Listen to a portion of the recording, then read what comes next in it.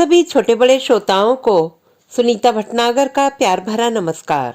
Audio stories के हमारे channel कहानी जगत में आप सभी का स्वागत है। हिंदी कहानियों की श्रृंखला में आइए आज सुनते हैं डॉक्टर रंजना जायसवाल जी द्वारा रचित कहानी उस तरह की औरतें। हर तरफ त्योहार की चहल पहल थी। दुकानें पिचकारियों, टोपियों और रंगों से भरी पड़ी थी। कभी कभी सोचती हूँ कि ये त्योहार क्यों आते हैं। पीठ और कमर की हालत खराब हो जाती है, फिर भी कुछ ना कुछ रह ही जाता है। झाड़ू पोंछा तो रोज ही होता था, पर विधिवत सफाई तो बाकी ही रह जाती थी। ऊपर से खाने में जरा भी देर हो जाती तो हर्ष सर घर पर उठा लेते थे। तुम औरतों को कुछ समझ में नहीं आता क्या? रोज कुछ ना कुछ लेकर बैठ जाती हो। त्योहार आ रहा है, इसका क्या मतलब है? अरे भाई, लोग तुमसे मिलने आते हैं, तुम्हारे घर से नहीं। किसी को इतनी फुर्सत नहीं है कि तुम्हारा घर देखे। वैसे भी 10 साल हो गए घर को बने हुए, अब क्या देखना दिखाना। मधु चुपचाप हर्ष की बात सुनती रही। क्या कहती? जब से आंख खोली है तब से यही सब तो करते देखा उसने अपनी माँ और दादी को। ससुराल आई तो सासू माँ भी तो यही करती आई थी।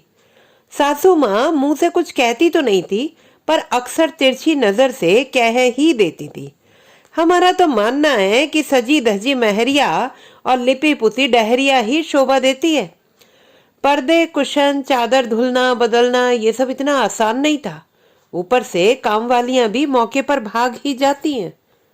मधु काम करते करते खींच जाती थी। ऊपर से बच्चों की फरमाइशें खत्म होने का नाम ही नहीं लेती। मधु दर्द से कराह उठी। स्पॉन्डिलाइटिस का दर्द इधर ज्यादा ही तकलीफ दे रहा था। हर्ष गहरी नींद में सो रहे थे। मधु बहुत देर तक दर्द से करवटें बदलती रही। चिंता और डर के मारे उसे नींद नहीं आ रही थी। कल सब सूखा नाश्ता बनाना है। गुजिया, मठरी, नमक पारे, शक्कर पारे, लड्डू, नमकीन। उफ, इस दर्द को भी अभी उठना था। 2 दिन से पेन किलर खा रही है वो। उसकी आवाज से अगर हर्ष की नींद टूट गई तो शाम को बच्चों के लिए कपड़े और पिचकारी लेने भी तो जाना था।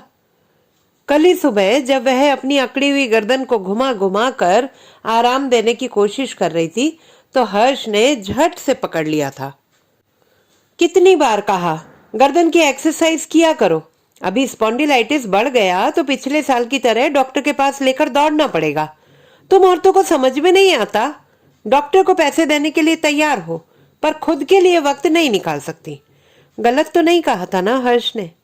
वक्त ही तो नहीं था उसके पास। दिन भर बच्चों और पति के पीछे भागते भागते 20 साल निकल गए थे।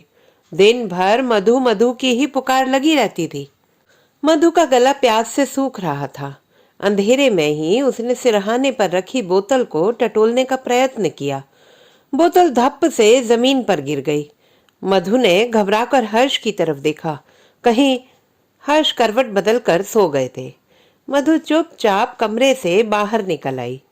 मधु ने चौके की बत्ती जलाई और गिलास में पानी डालकर स्लैब का सहारा लेकर खड़ी हो गई। दर्द अब बर्दाश्त से बाहर हो रहा था। वह याद करने की कोशिश कर रही थी कि कल दोपहर में दवा खाकर पत्ता कहाँ रख दिया था, पर दर्द से दिमाग भी काम नहीं कर रहा था। उसने निराश होकर पानी को गले से उतार लिया। इन दिनों गर्मी बहुत बढ़ गई थी। पानी में भी स्वाद नहीं आ रहा था। मधु ने फ्रिज से ठंडी बोतल निकालने के लिए हाथ बढ़ाया और ठंडा पानी गिलास में मिलाकर फ्रिज को जैसे ही बंद किया, फ्रिज के ऊपर रखा पेन किलर का पत्ता उसके पैरों के पास आकर गिर गया। मधु के चेहरे पर एक मुस्कुराहट आ गई। मधु को न जाने ऐसा लगा मानो वह दवा का पत्ता भी उससे आंख मिचौली कर रहा था। तुम मुझे ढूंढ रही थी ना, और देखो मैं यहाँ हूँ। दर्द दूर करने वाले दोस्त ही तो कहलाते। वह भी तो इन दिनों उसका दोस्त ही बना हुआ था। मधु मुंह अंधेरे ही उठ गई थी। काश त्योहार के समय 24 घंटे की जगह 26 घंटे होते, या फिर रात होती ही नहीं। बचपन में माँ की इस बात को सुनकर वह कितना हंसती थी। आजकल वह भी तो ऐसा ही सोचने लगी थी। मधु के चेहरे पर न जाने क्यों एक मुस्कुराहट आ गई। उसने जल्दी जल्दी गुजिया का पूरन बनाया और मठरी और नमक पारे बेल कर रखने लगी। बर्तनों की खटर पटर से मांझी की नींद खुल गई। इतनी सुबह सुबह क्या कर रही हो मधु? सारी नींद खराब कर दी। एक तो बुढ़ापे में वैसे ही नींद नहीं आती, ऊपर से तुम। मधु माँ जी की बात पर मुस्कुरा दी। जब बच्चे छोटे थे तब माँ जी ही कहती थी कि बच्चों के उठने से पहले काम निपटा लो, वरना उनको कौन संभालेगा, दिन भर रोते रहेंगे। हंसते हुए बच्चे को तो हर आदमी संभाल लेता था, पर रोते हुए हर्ष भी कितनी आसानी से पल्ला झाड़ लेते थे। अरे यार तुम ही संभालो, मेरे बस का ये सब रोग नहीं है। माँ जी भी वहीं मछिया खींच कर बैठ गई। ला मधु, मुझे मैदा और घी दे दे, मैं शक्कर पारे का आटा गूंथ देती हूँ। इन सब चीजों में घी की कंजूसी थोड़े ही की जाती है। अरे भाई, साल भर का त्योहार है, मन का खाया नहीं तो किस बात का त्योहार? पूरे त्योहार भर हर्ष कहता फिरेगा, अम्मा वह बात नहीं जो तुम्हारे हाथ में है। अम्मा का चेहरा दर्प से चमक गया। मधु की शादी के 20 साल हो गए थे, पर आज भी माँ और बेटे की नजर में वह अम्मा के हाथों का स्वाद नहीं ला पाई थी। मधु सिर झुकाए मठरी तलती रही। गर्म तेल में डूबी मठरी को छोटे छोटे बुलबुलों ने अपने आगोश में ले लिया था और मठरी छटपटाती हुई अपने अस्तित्व को तलाश रही थी। कहीं न कहीं उस गर्म तेल में उसका दम घुट रहा था। आखिरकार उसने उन वर्जनाओं से लड़ते हुए अपने अस्तित्व को ढूंढ लिया और अपनी परिस्थितियों से जूझते हुए तपकर सुनहरे रंग में तब्दील होकर ऊपर आ गई। मधु का जीवन भी तो कुछ ऐसा ही था। उम्मीद की आंच पर सीजते सपनों को वह मायके की देहरी पर कब का छोड़ आई थी। मन की अटरिया की अलंगनी पर उसने ख्वाबों को कब का टांग दिया था, और वह ख्वाब वक्त के साथ गिरते टूटते रहे और वह उन ख्वाबों की किरचों को इकट्ठा कर फिर एक नया ख्वाब बुन लेती। चौके की खटर पटर से धीरे धीरे सबकी नींद खुल गई थी। हर्ष आंख मलते मलते चौके तक आ गए। क्या यार, चैन से सोने भी नहीं देती तुम? अम्मा तुम भी ना। अरे कुछ नहीं, बहू अकेले कर रही थी तो सोचा हाथ बटा दूं। मधु ने झट से चाय चढ़ा दी। धीरे धीरे बच्चे भी जग जाएंगे, उनका दूध नाश्ता, अभी तो पूरा दिन बचा था। दिन भर कोई ना कोई फरमाइशी कार्यक्रम लगा ही रहेगा। और अम्मा क्या क्या बन रहा है? वही हर साल की तरह छोला, कस्टर्ड और दही बड़ा। मधु चुपचाप बड़ी देर से माँ बेटे का वार्तालाप सुन रही थी। उससे रहा नहीं गया। माँ जी, इतना सब कुछ तो बना रही हैं, वैसे भी आजकल कोई आता जाता तो है नहीं।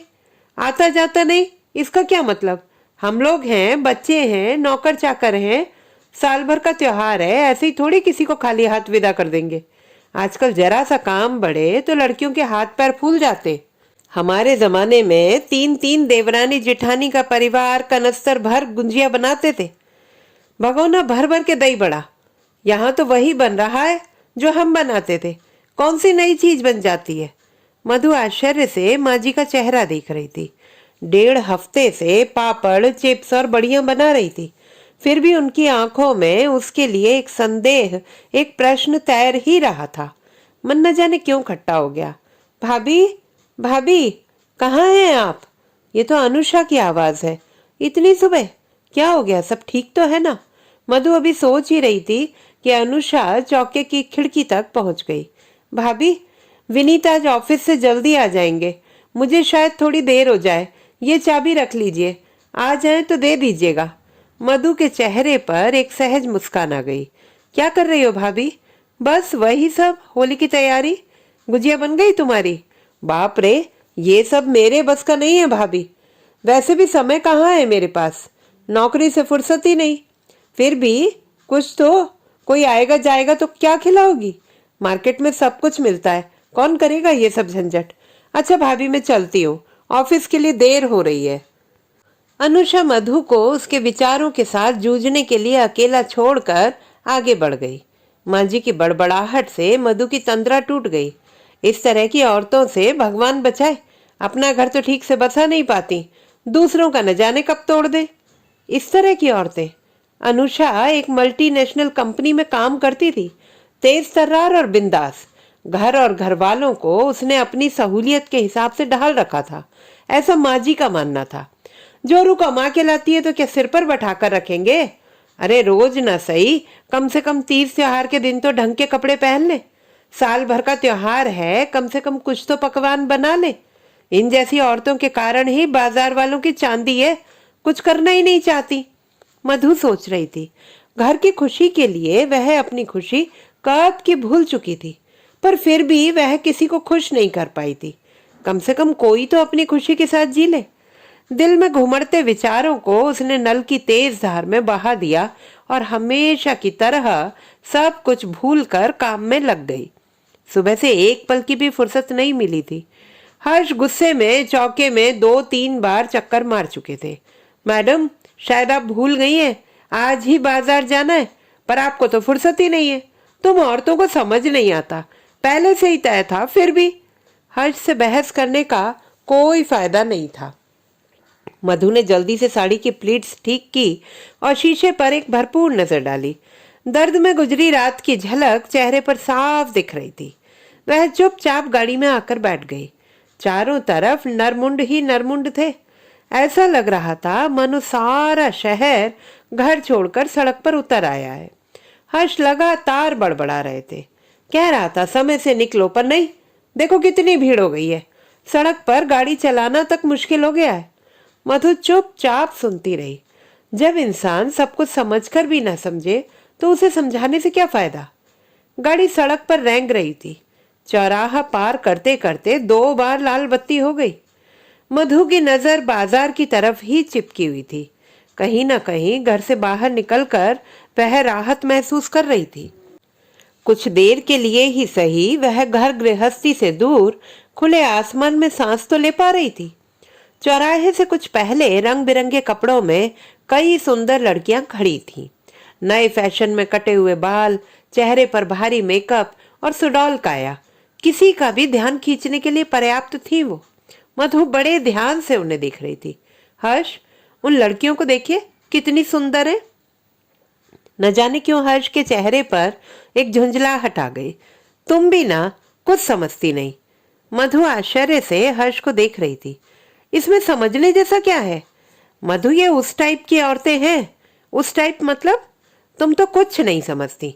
दुनिया से छुपाने के लिए कहीं नौकरी कर लेंगी और फिर इनके पैंतरेबाजी तुम नहीं समझोगी। हर्ष जैसे समझदार व्यक्ति की इस तरह की सोच।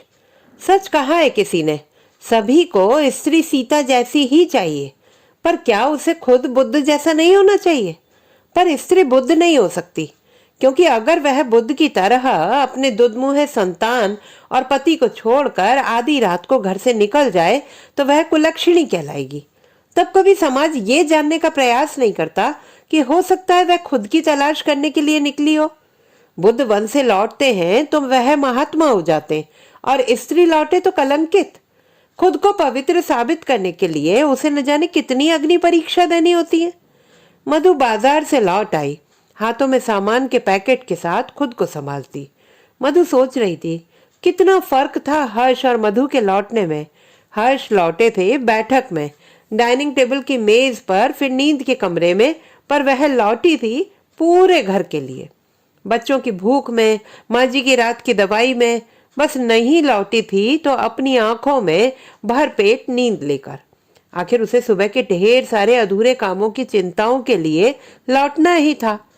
पूरा घर गहरी नींद में सो रहा था और वह चौके में सधे हाथों से काम निपटा रही थी कि कहीं उसकी एक आवाज से किसी की नींद ना टूट जाए। मधु चुपचाप आंखें बंद कर जमीन पर बैठ गई। वो सोच रही थी कि स्त्री अपने एकांत में ही स्त्री होती है, बाकी समय वह केवल संबंध होती है। चारों तरफ होली का हुड़दंग मचा हुआ था। उसने जल्दी जल्दी नहा धोकर भगवान को भोग लगाया और माँ जी के पैरों में चुटकी भर अबीर लगाकर होली की शुभकामनाएं दी। बच्चे बड़े सवेरे ही उठ गए थे। हर्ष बालकनी में बच्चों के लिए बाल्टी में रंग घोल रहे थे। मधु ने पीछे से आकर हर्ष के गालों पर गुलाल लगा दिया और अपनी इस उपलब्धि पर वह खिलखिलाकर हंस पड़ी। बचपन में कितना पसंद था उसे ये त्योहार, पर वक्त और जिम्मेदारी ने उसकी पसंद नापसंद को कहीं पीछे धकेल दिया था। हर्ष की आंखों में फगुआ छाया हुआ था और उसने मधु को पकड़कर अबीर से सराबोर कर दिया।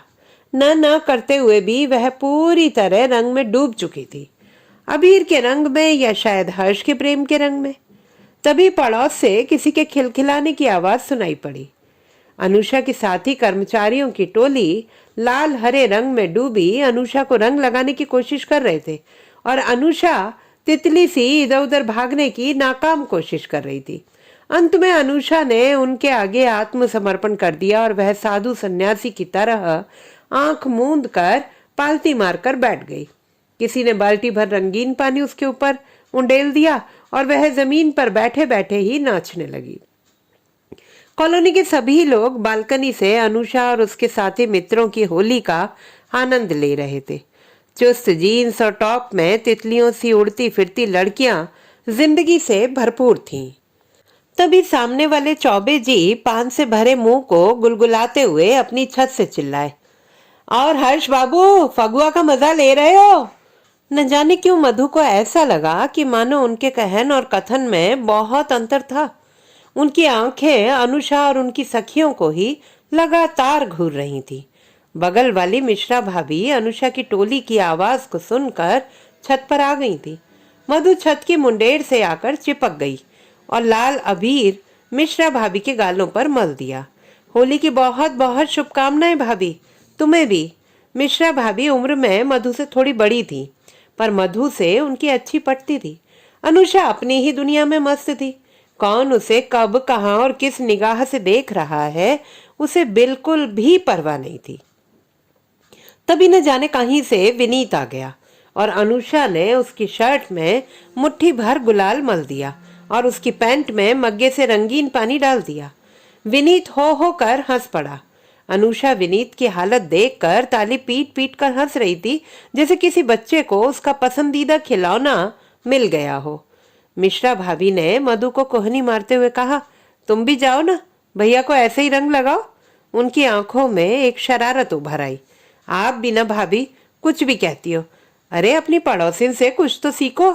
यहाँ तो काम करते करते हालत खराब हुई जा रही है। अभी पूड़ी और पुलाव बनाना बाकी है। इन मैडम को देखो, मौज ही मौज है। मिश्रा भाभी की बात सुनकर मधु सोच में पड़ गई। शादी के पहले वह भी तो ऐसे ही होली खेलती थी। सारे जतन करने के बाद भी हफ्तों तक रंग नहीं छूटता था। माँ कितनी नाराज होती थी और नन्ही मधु कितनी मासूमियत से कहती थी, माँ साल भर का त्योहार है, इस उम्र में नहीं खेला तो क्या बुढ़ापे में खेलूंगी? और माँ खिलखिलाकर हंस पड़ती। आज शादी के 20 साल हो गए थे और वह आज भी बचपन की उस होली के लिए तरसती थी। अगर कोई जिंदगी का भरपूर मजा लेना चाहे तो उसमें गलत क्या है? हम जीवन भर दूसरों की खुशियों के लिए जीते रहते हैं, पर कभी खुद के लिए जीना हम कब शुरू करेंगे? मधु क्या कर रही हो? अरे जल्दी से रंग धो लो, वरना सारी पूरी कचौड़ी खराब हो जाएंगी। माँ की आवाज सुनकर उसकी तंद्रा टूट गई। अनुषा की आवाज को सुनकर माँ जी भी बालकनी में आ गई थी। अनुषा ने अपने लॉन से ही चिल्लाकर कहा, आंटी हैप्पी होली। माँ जी के चेहरे पर व्यंग्यात्मक मुस्कान आ गई। वो धीरे से भुनभुनाई, इस तरह की औरतें कभी सुधर नहीं सकती। तो दोस्तों, ये थी हमारी आज की कहानी। आपको कैसी लगी कमेंट बॉक्स में लिखना ना भूलें। चैनल को सब्सक्राइब करें, लाइक करें और मित्रों के साथ शेयर करें।